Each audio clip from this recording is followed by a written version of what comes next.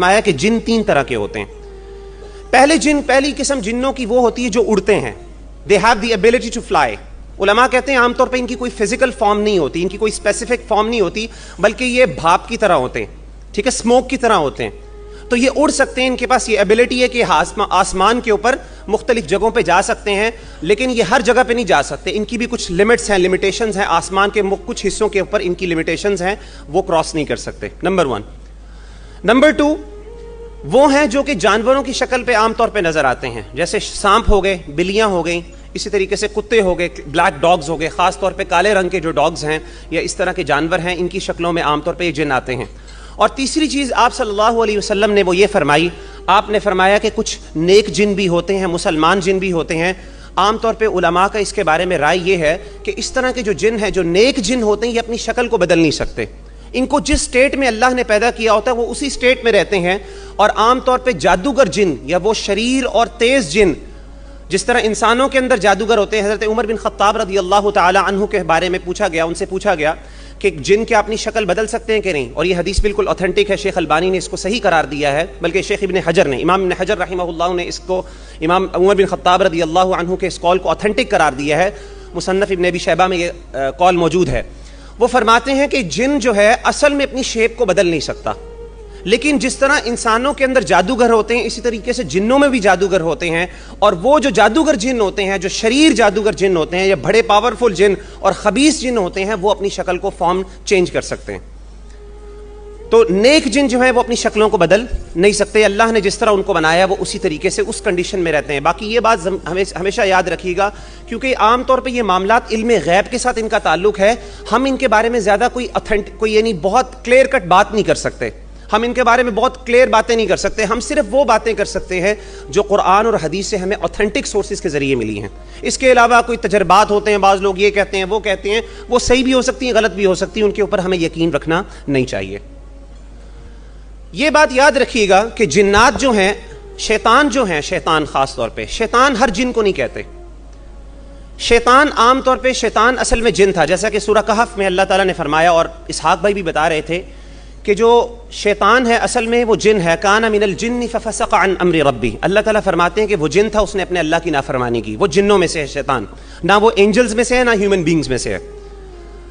تو اب جو شیطان ہیں, ان شیطانوں کو کہتے ہیں, امام ابن عبد البر فرماتے ہیں کہ شیطان ان جنوں کو کہتے ہیں جو کہ بہت خبیث ہوتے ہیں اور لوگوں کو, مسلمانوں کو یا دوسرے جنوں کو تنگ کرتے ہیں. تو ڈیولز جو ہوتے ہیں عام طور پہ وہ انسانوں میں بھی ہو سکتے ہیں اور شیطانوں میں بھی ہو سکتے ہیں. تو جادوگر خاص طور پہ, یا وہ انسان جو کہ اپنے دوسرے یعنی وہ جادوگر انسانوں میں سے جو جنوں کے ساتھ کانٹیکٹ کر کے مسلمانوں کو تکلیف پہنچاتے ہیں, ان کو بھی شیطان کہا جاتا ہے. اور میں آپ کو بتاؤں, اسی طریقے سے جو لوگوں کو لوگ تنگ کرتے ہیں ان کو بھی شیطان کہا جا سکتا ہے. جس طرح کیسے عام طور پہ مائیں بچوں کو کہتی ہیں اوے شیطان, کہتی ہیں نا, تو ٹھیک کہتی ہیں, ٹھیک ہے, لیکن بال کہنا نہیں چاہیے. تو شیطان ایک نیگیٹو ورڈ ہے اور غلط ورڈ ہے, اسے اوائڈ کرنا چاہیے. اب یہ میں آپ کو کیا بتا رہا ہوں, میں یہ بتانا چاہتا ہوں آپ کو کہ شیطانوں کے اندر بھی جن ہوتے ہیں. یہ واقعہ ہے, یہ بالکل سنن نسائی کا, یہ سنن نسائی میں یہ واقعہ موجود ہے, اور یہ بھی واقعہ بالکل اوتھینٹک ہے. اس کو بھی علماء نے, شیخ مقبل ابن الہادی الوداعی رحمہ اللہ نے اس واقعے کو بالکل اوتھینٹک قرار دیا, اس نریشن کو.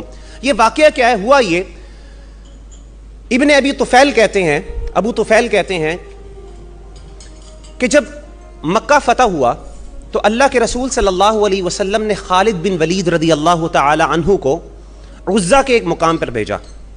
ایک بت تھا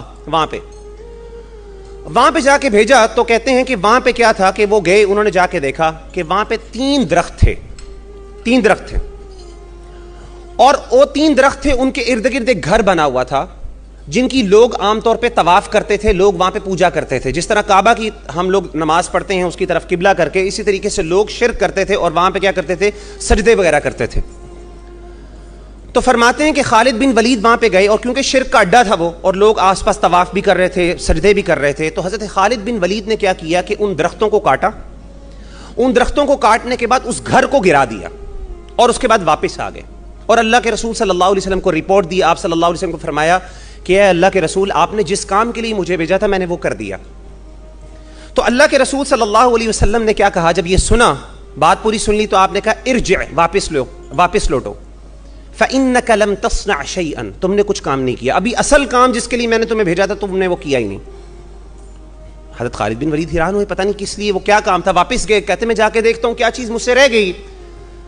تو حضرت خالد بن ولید جب وہاں پہ گئے تو انہوں نے کیا دیکھا کہ وہاں پہ ایک برہنہ عورت کھڑی تھی، اور وہ برہنہ عورت کیا تھی کہ اس کے بال بالکل کھلے ہوئے تھے، اور اس کے سر کے اوپر بہت زیادہ مٹی گری ہوئی تھی، اس کے ناخن بہت لمبے لمبے تھے، انتہائی گندی حالت میں، اور بالکل شیطان، اس کے لیے لفظ انہوں نے استعمال کیے حدیث میں شیطانہ، چڑیل جسے آپ کہتے ہیں، وہ دیکھی وہاں پہ۔ اور لوگ کیا کر رہے تھے، اس کے ارد گرد طواف کر رہے تھے اور اس کو سجدہ کر رہے تھے۔